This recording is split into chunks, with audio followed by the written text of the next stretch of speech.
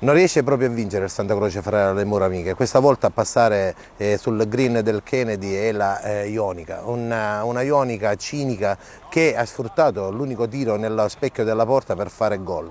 Capita più di una volta alla squadra di Galfano di prendere gol sull'unico tiro in porta e anche questa volta si è confermato questo refrain. Un Santa Croce che non è riuscito nel secondo tempo con il vento a favore a racciuffare il risultato e quindi ne è scaturita l'ennesima sconfitta casalinga, 3 considerando anche la gara di Coppa Italia. Andiamo al film della partita.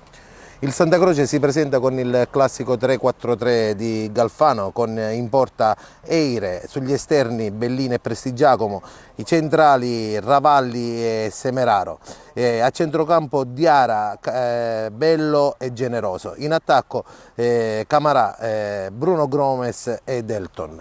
Parte subito forte il Santa Croce e al 6° minuto un cross di Generoso per Camarà, il tiro di quest'ultimo è alto sopra la traversa. È un Santa Croce che comunque è volenteroso e ha un piglio in più rispetto alla Ionica, e al 10° è Bruno Bryan che offre un assist in aria per il giovane Bellino, ma il tiro è alto sopra la traversa. Al primo affondo della Ionica gli ospiti passano con un colpo di testa di Mena su un fallo a centrocampo che supera Eire sul palo destro. La Ionica ci prova ancora e al 21° un tiro da fuori di Angulo è alto sopra la traversa.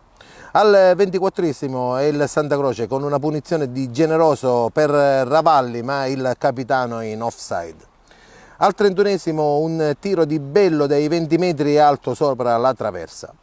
Al 33° la difesa del Santa Croce rischia incredibilmente con una serie di passaggi e si salva in corner.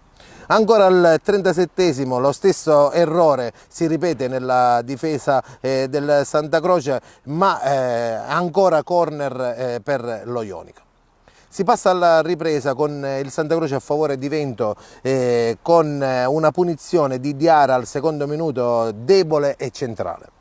Al 14° la Ionica è pericolosa con un colpo di testa, ma la palla è alta sopra la traversa. Il Santa Croce ha l'occasione per pareggiare al 15° su un'azione di corner, il tiro di Camarà è respinto sulla linea da un paio di difensori ospiti.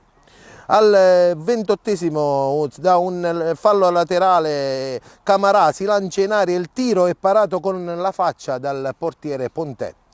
L'ultima azione al 47° in pieno recupero è per il Santa Croce, ma è Ravalli che la spizzata di testa va a finire sopra la traversa.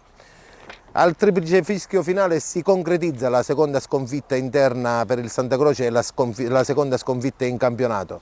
Resta un solo punto, quello conquistato sabato scorso contro il Mister Bianco, troppo poco per la squadra di Angelo Galfano, che alla fine della partita negli spogliatoi indice il silenzio stampa.